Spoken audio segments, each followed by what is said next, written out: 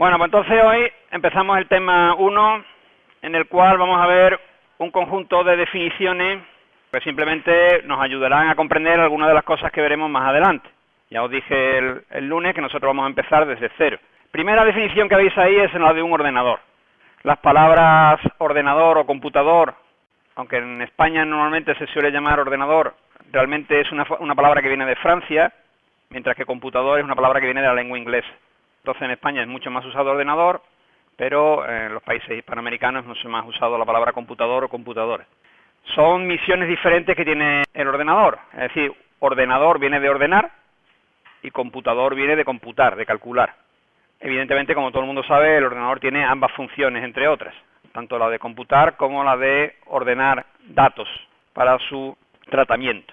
Bueno, ¿en qué consiste un ordenador? Pues tiene una unidad central de proceso o CPU, se supone que es el núcleo donde el ordenador hace las operaciones aritméticas y hace que funcionen el resto de componentes. Un ordenador tiene también una memoria principal que recibe el nombre de RAM. La memoria RAM de un ordenador es una parte del ordenador en el que se almacenan los datos mientras el ordenador está ejecutando algún programa. Esto sí es importante para lo que a nosotros nos interesa, porque mientras nosotros hacemos o ejecutamos un programa, nosotros vamos a trabajar con datos. Bien, esos datos estarán en la memoria RAM durante la ejecución del programa. ¿Qué quiere decir que estén en la memoria RAM? Pues quiere decir que esos datos, cuando el programa termine, se pierden. Es decir, todos los datos que un programa maneja están en la memoria RAM y cuando este programa termina, esos datos desaparecen. Salvo que nosotros previamente la salida de ese programa la hayamos guardado en un dispositivo externo de memoria. En nuestra asignatura van a ser ficheros. Van a tener el nombre común, por así decirlo, de fichero. Entonces, todos los datos que nosotros tengamos en un programa que no sean salvados previamente a un fichero, cuando el programa termina, desaparecen. Bueno, el concepto de disco duro o memoria no volátil, que es la diferencia contra la memoria RAM, que se llama volátil, porque como hemos dicho, cuando el programa termina de ejecutarse, los datos se pierden, pues en el disco duro los datos permanecen, incluso aunque el ordenador esté apagado. Aparte del concepto de disco duro que todo ordenador suele tener, pues están los antiguos disquetes, los CD-ROM, los DVD, los PEN, en fin, todos esos conceptos son similares. Sirven para almacenar memoria, para almacenar datos en dispositivos no volátiles, es decir, que no se borran cuando el ordenador se apaga.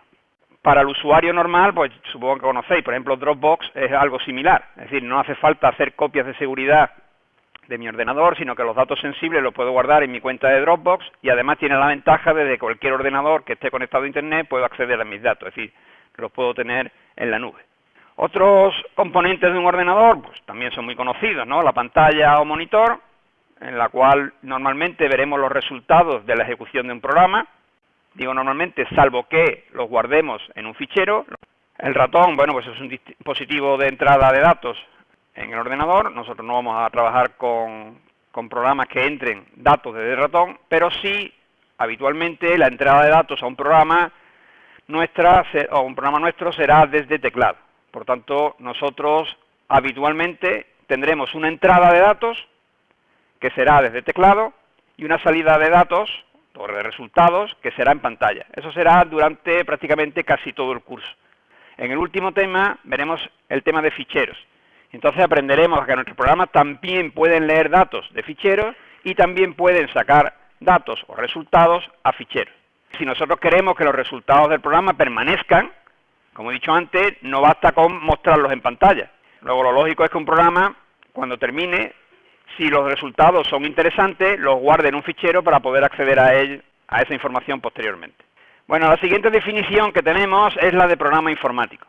Aquí en esta asignatura nosotros lo que vamos a hacer es aprender a construir programas. Un programa no es más que una secuencia de instrucciones que se ejecutan en un determinado orden. Normalmente los programas tienen que tener, bueno, normalmente no, obligatoriamente un programa tiene que tener alguna salida, sea en pantalla o sea fichero. Todo programa tiene que tener un resultado. En general, todos los programas también tienen una entrada, es decir, una entrada de datos. Procesa esos datos y muestra unos resultados. Eso es lo habitual, pero también es posible que no necesite datos de entrada. Raro, pero posible. ¿Dónde se escriben las instrucciones de ese programa? Bueno, pues las instrucciones de ese programa se escribirá en lo que nosotros llamaremos un fichero fuente. Un fichero fuente no es más que una serie de instrucciones, en nuestro caso escritas en C, y que se guardará en el disco duro de nuestro ordenador para poderlo recuperar siempre que queramos. Entonces será un fichero y se llaman ficheros fuentes. ¿De acuerdo? En nuestro caso los ficheros fuentes en C tienen la extensión .c. Es decir, que si yo quiero hacer un programa que se llame, por ejemplo, suma, pues ese fichero fuente lo llamaré suma.c. Si lo hago con el compilador de Visual C que vamos a manejar en clase, por defecto la extensión que le pone a los programas no es .c, sino .cpp. La diferencia entre .c y .cpp es que son dos lenguajes diferentes. El código fuente en CPP espera ser compilado por un compilador de C++, y el .c por el compilador de C. ¿Cuál es la diferencia? Bueno, pues hay algunas diferencias entre C y C++. Nosotros en clase habitualmente vamos a trabajar siempre con instrucciones del lenguaje C, pero también hay una serie de instrucciones de C++ que vamos a dar y que algunas veces simplifican la escritura de instrucciones en los programas. Bueno, la memoria de un ordenador, como hemos dicho, sirve para almacenar datos durante la ejecución de los programas. Yo creo que todo el mundo sabe también las definiciones de bits, de bytes, de kbytes, etcétera. Todo el mundo creo que sabe que un bit es la mínima unidad de memoria, es el famoso 0,1. Un byte pues son 8 bits y a partir de ahí pues se utilizan kilo, giga, tera, en fin, todas las extensiones posibles de bytes. Como hemos dicho antes, a nosotros lo que nos interesa de esta parte del ordenador es que los datos durante la ejecución del programa se almacenan en la memoria y que la salida pues o se almacena en un disco duro o se muestra en pantalla. Esas dos opciones serán las que nosotros trabajaremos habitualmente. Otra definición que es interesante que conozcáis, sistema operativo. ¿Qué es un sistema operativo? Pues un sistema operativo es un conjunto de programas que ayudan al usuario a manejar el ordenador. Ejemplo de sistema operativo, bueno, pues la serie Windows o Linux. Esos son sistemas operativos, que como he dicho, son programas que han hecho unos programadores, claro. Otra definición, ¿qué es un lenguaje de programación? Bueno, pues un lenguaje de programación es la lengua, para que nos entendamos, en el que están escritas las instrucciones de un determinado programa. Nosotros estamos acostumbrados a manejar la sintaxis del castellano o del español, ¿no? Es decir, nosotros sabemos que nosotros, cuando vamos a construir una frase, normalmente ponemos sujeto, verbo, complemento directo, complemento indirecto, complemento circunstancial. Eso lo tenéis fresco porque lo habéis estudiado para selectividad.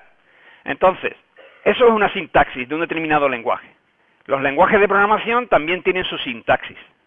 Es decir, que las instrucciones que hay que escribirlas en un determinado orden y con una determinada gramática. El lenguaje natural, el lenguaje español, bueno, es relativamente flexible. Todo el mundo sabe que, por ejemplo, el complemento circunstancial se puede poner al principio. Es decir, yo puedo poner el niño juega con la pelota en el jardín, en el jardín está jugando el niño con la pelota. Es decir, que el complemento circunstancial pues se puede poner al principio o al final. También existen muchos sinónimos. Puedo poner pelota o puedo poner balón. Los lenguajes de programación son mucho más estrictos que el lenguaje natural y por tanto necesitan que las instrucciones sean escritas con absoluta corrección. Si no, tendremos lo que se llama un error de compilación. Es decir, que lo que nosotros hemos escrito como instrucciones de ese lenguaje no son válidas. Los lenguajes de programación básicamente se dividen en dos grupos. Los que se llaman de bajo nivel y los que se llaman de alto nivel. ¿A qué se refiere lo de alto nivel? ¿A que son más complicados? Pues no tiene nada que ver con la complicación del lenguaje. El lenguaje de bajo nivel se entiende el lenguaje que está cerca a la máquina. Es decir, que es capaz de trabajar a nivel de memoria, por ejemplo, o a nivel de bytes. Ese es un lenguaje de bajo nivel. Evidentemente, son lenguajes muy poco usados en la vida real, salvo por programadores de sistemas, programadores de dispositivos que necesiten tratar con la memoria del ordenador, con los dispositivos físicos del ordenador. Por eso se llama de bajo nivel, porque están cerca del hardware. Los lenguajes de alto nivel son lenguajes que son escritos mediante instrucciones de alto nivel. Es decir, que no son comprensibles por la máquina, pero sí son bastante comprensibles por el programador o por el usuario de ese lenguaje de programación. Entonces los lenguajes de bajo nivel suelen ser pues instrucciones en código máquina o en lenguaje ensamblador que suelen ser de lectura complicada, salvo que seas un experto en ese lenguaje. Mientras que los lenguajes de alto nivel pues suelen tener instrucciones relativamente comunes y relativamente fáciles de entender. ¿Qué le pasa al C, al lenguaje que nos trae aquí? Bueno, pues el C es un lenguaje de alto nivel. Es decir, tiene instrucciones que podríamos llamar normales en un lenguaje de programación de alto nivel. Pero el C también es un lenguaje de bajo nivel. Es decir, es capaz de acceder a la memoria del ordenador y a los dispositivos físicos del ordenador. Por eso el C es un lenguaje que se utiliza mucho como lenguaje de programación en carreras de ingeniería como esta. Porque es un lenguaje que cumple las dos funciones. Por un lado, es capaz de enseñar al alumno a programar, y por otro lado también es capaz de preparar al alumno para trabajar a nivel de dispositivos físicos, que en general, bueno, pues para un ingeniero puede ser necesario en algún momento. Bueno, como dije el lunes, la historia de la programación es relativamente corta. Es una ingeniería o una técnica que tiene, pues pongamos 50 o 60 años, que comparado, por ejemplo, con la química, la física o la matemática, o la ingeniería mismo, es una ciencia, una técnica, insisto, muy moderna. Durante este tiempo, los lenguajes de programación han ido evolucionando. El C, como dije la semana pasada, es un lenguaje del año 70 del siglo pasado y que, bueno, todavía se mantiene, pero es un lenguaje relativamente obsoleto. Hay lenguajes mucho más modernos, como Python o como Java, que solucionan de manera más sencilla algunos de los problemas con los que vamos a tratar este curso en C. Los programas, cuando están escritos en un lenguaje de alto nivel, deben de ser traducidos al lenguaje máquina.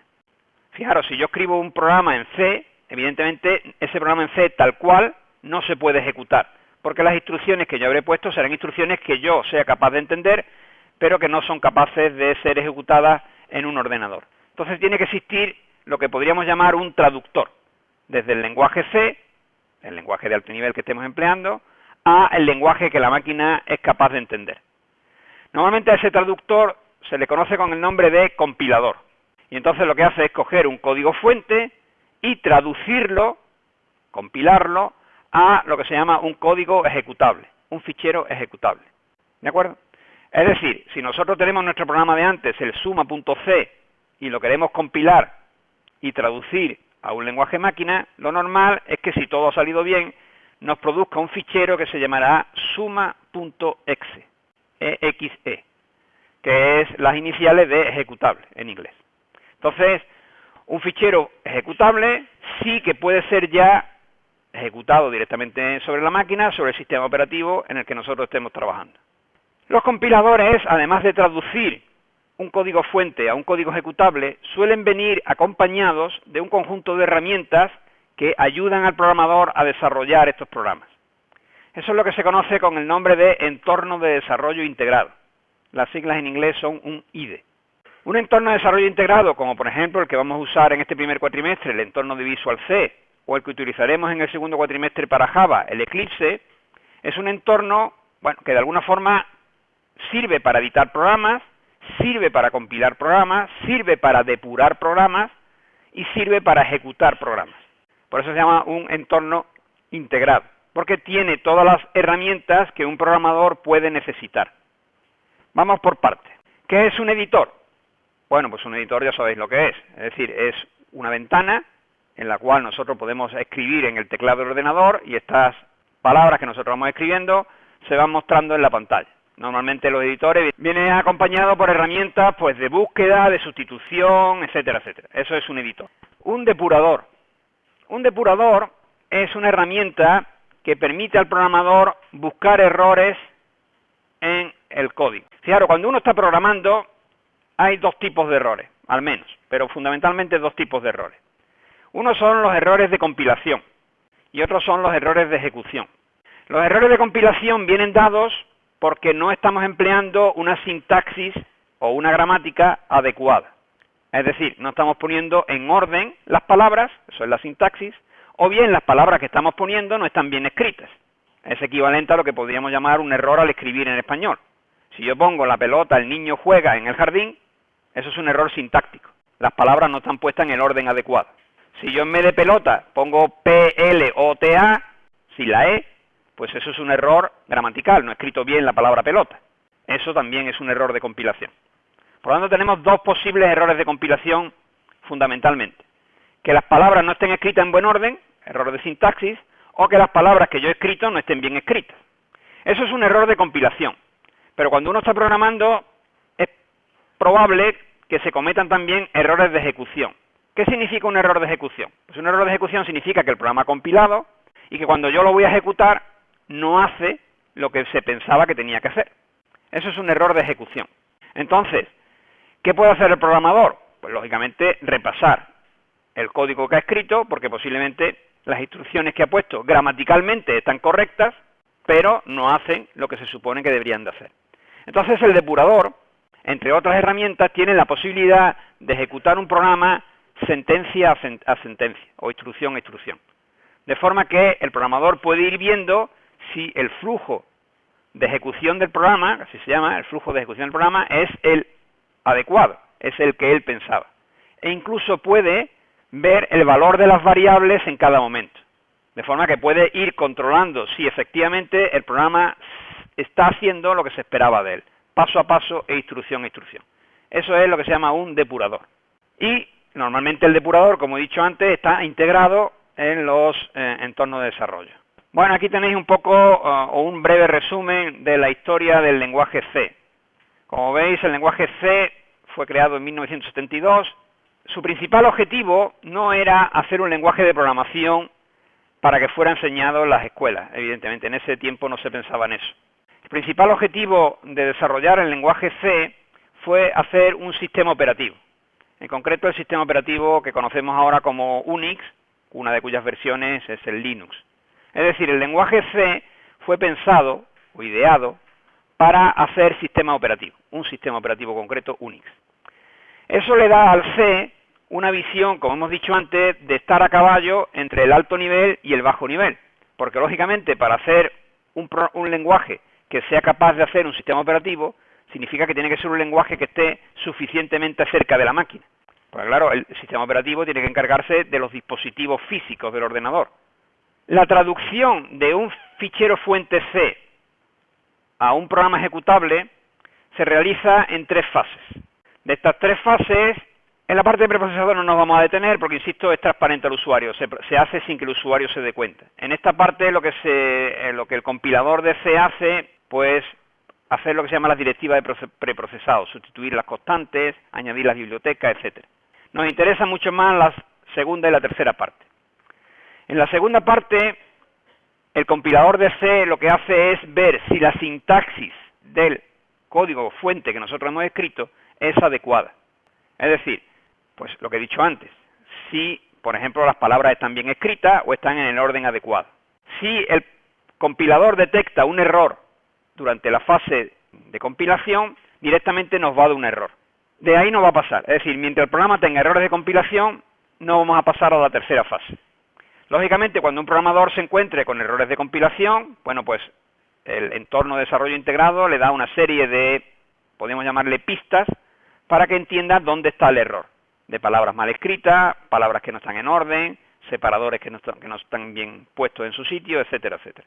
Es decir, las pistas son aproximadas, lógicamente. Pero bueno, creo que en general hemos escogido precisamente la herramienta de Visual C y no otras herramientas de libre uso que hay para C. Por ejemplo, en la Escuela de Ingenieros de la Cartuja dan otra herramienta de C distinta, y es que los errores de compilación que proporciona Microsoft Visual C son bastante mejores, ayudan bastante más al programador que los errores de otros entornos. Es decir, que están menos desarrollados la posibilidad de darle pista al programador sobre dónde están sus errores.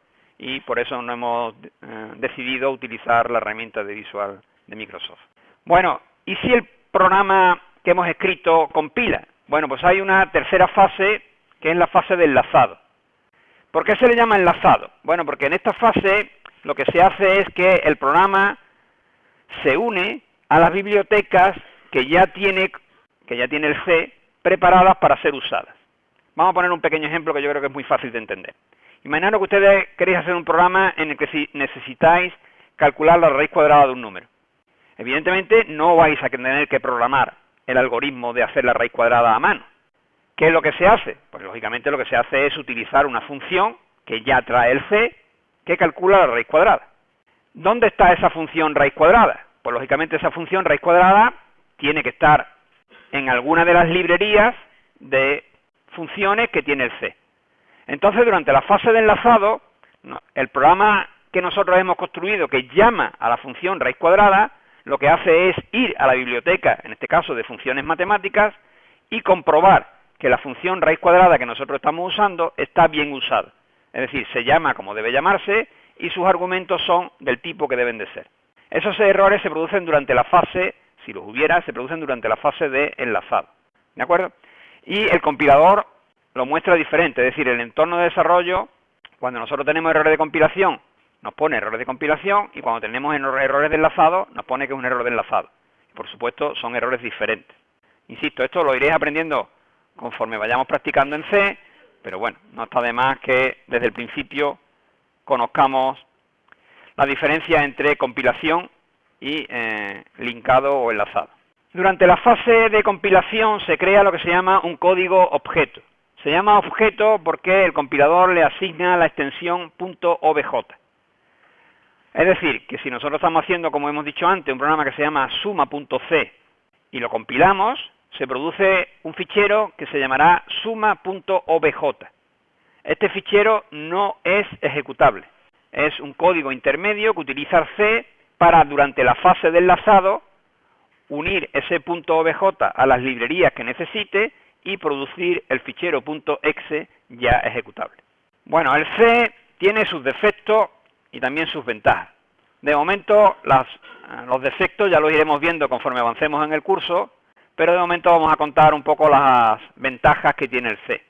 Hay que tener en cuenta que el C fue un lenguaje pionero en su tiempo, porque es el primer lenguaje portable. ¿Qué significa que el lenguaje sea portable? Pues era una propiedad interesante en el sentido de que yo podía escribir un programa en C en un ordenador con un sistema operativo y coger ese mismo fichero fuente, llevármelo a otro sistema operativo, es decir, a otra máquina totalmente diferente con otro sistema operativo, y simplemente compilando ese fichero fuente, yo tenía un nuevo programa, el mismo programa escrito, y me servía para dos máquinas diferentes. Eso significa portable, que se podía portar de un sistema operativo y una máquina a otro sistema operativo y otra máquina. Digo, basta que lo compile, es decir, hay que recompilar el programa para que sea portable, porque las instrucciones de código ejecutable son distintas dependiendo de la máquina, lógicamente. Por tanto, la compilación era imprescindible. Pues bien, el lenguaje C fue el primero que tuvo esta característica.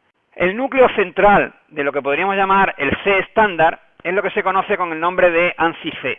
Fijaros bien, estamos diciendo que el C es portable, pero en general cada entorno de desarrollo tiene una serie de características propias que no forman parte del C estándar. El ANSI C es más limitado, por ejemplo, que el compilador de C de Visual, porque el compilador de C de Visual pues tiene una serie de características que no están en el C estándar. Nosotros habitualmente intentaremos, en la medida de lo posible, ceñirnos a C estándar. ¿Qué significa eso? Pues eso significa que si alguno de vosotros, por conocimientos previos, tiene un compilador de C en su casa distinto del de Microsoft, pues normalmente los programas que hagamos aquí en clase podrá compilarlos en su casa sin problemas. Porque, insisto, salvo que digamos expresamente lo contrario, nuestros programas van a estar escritos en ANSI C y por tanto podrían ser compilados en cualquier entorno de C. Otras características o ventajas que tiene el C, bueno, pues es un lenguaje relativamente simple, tiene muchas utilidades, muchas funciones que se pueden usar, funciones matemáticas, funciones de manejo de archivos, de lectura, de escritura, es decir, que tiene unas buenas bibliotecas de programa, permite programar tanto en alto como en bajo nivel, quiera que no, es una ventaja para las personas que vayan a usar un solo lenguaje de programación o que vayan a aprender un solo lenguaje de programación. Bueno, pues en un solo lenguaje tienes características para programar dispositivos físicos y también tienes características para programar en lenguaje de alto nivel. Es un lenguaje que tiene tipos. Eso es una ventaja. Ahora mismo no lo podéis entender, pero nosotros vamos a intentar siempre trabajar con tipos. Lo veremos en el siguiente tema y por tanto ahora mismo explicar qué es un tipo pues tendría poco sentido. Pero insisto, quedaros bien con esas características del C que tiene la posibilidad de definir tipos y es una característica sobre todo para los principiantes de la programación, como vais a ser vosotros, interesante. Además el C, además de tener tipos, es capaz de permitir al programador definir sus propios tipos de datos, que también es una característica que los lenguajes anteriores a C no tenían. Como estáis viendo, muchas de estas características que estamos diciendo que de ventajas que tiene el C son ventajas que hay que poner también en su tiempo. Es decir, fueron ventajas muy importantes en los años 70 que ahora pues, casi todos los lenguajes de programación tienen esas características ya implementadas, ¿no?